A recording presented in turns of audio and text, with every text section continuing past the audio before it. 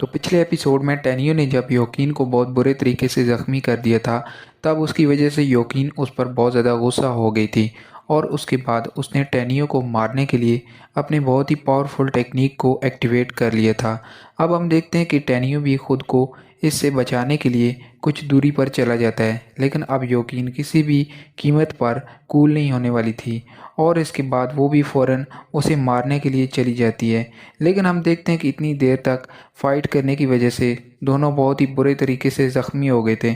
और अब इनके पास बहुत ही कम स्पिरिचुअल पावर बची है। लेकिन अब योकीन टेनियो पर अटैक करने के लिए ज़्यादा देरी नहीं करती है और इसके बाद वो अपनी स्वॉर्ड टेक्निक का इस्तेमाल करके उसके ऊपर अटैक कर देती है, जिसके दौरान हम देखते हैं कि बहुत सारे स्वॉर्ड टेनियो की तरफ आ रहे थे, जिसे देखते ही टेनियो भी इसके अटैक के लिए खुद को रेडी कर लेता है और फिर वो अपने डेथ एवेज टेक्निक का यूज़ करना शुरू कर देता है, जिसकी वजह से हम देखते हैं कि इन दोनों की ताकत की वजह से बहुत ही शानदार टक्कर होने लगती है और योकीन को पूरा यकीन होता है कि वो अपने अटैक से टेनियो को ज़रूर ज़ख्मी करेगी। वहीं अब टेनियो भी अपने डेथ एवेज टेक्निक का यूज़ करके स्वॉर्ड टेक्निक को रोकने लगता है, लेकिन असल में योकीन ने जिस टेक्निक का यूज़ किया था वो बहुत ही ख़तरनाक होता है, जिसकी वजह से इसे रोकने में टेनियो को बहुत ज़्यादा तकलीफ़ हो रही थी। फिर भी टेनियो किसी भी सूरत में योकीन के सामने हार नहीं मानता। फिर भी टेनियो किसी भी सूरत में योकीन के सामने हार नहीं मानना चाहता था और इसीलिए वो उसके ऊपर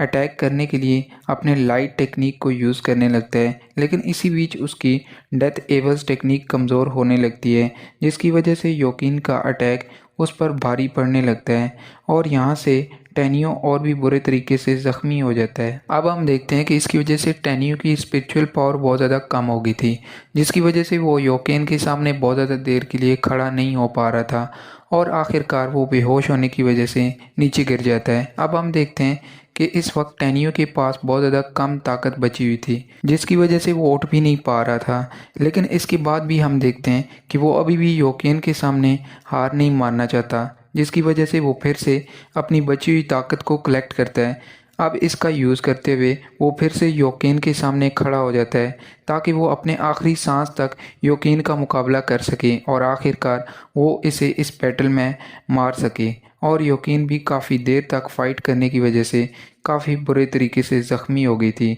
जिसकी वजह से इसके पास भी बहुत कम स्पिरिचुअल पावर रह जाती है, इसलिए वो भी ज़्यादा देर के लिए खड़ा नहीं हो पा रही थी और तभी अचानक से वो भी नीचे गिर जाती है। लेकिन तभी हम देखते हैं कि उसे ऐसी कंडीशन में देखकर टेनियो परेशान हो जाता है और वो योकीन को मरता हुआ देखकर बहुत ज़्यादा उदास हो जाता है, क्योंकि जब अचानक से उसके साथ कुछ होने वाला था और इसीलिए वो योकीन को मरने नहीं देता। इसके साथ ही हम देखते हैं कि टेनियो उसके पास पहुंचने की पूरी कोशिश कर रहा था, लेकिन आखिरकार वो कुछ नहीं कर पाता है और अब इस वजह से टेनियो भी बहुत ज़्यादा उदास हो गया था। वो सोचता है कि आखिर उसके साथ ऐसा क्यों हुआ है,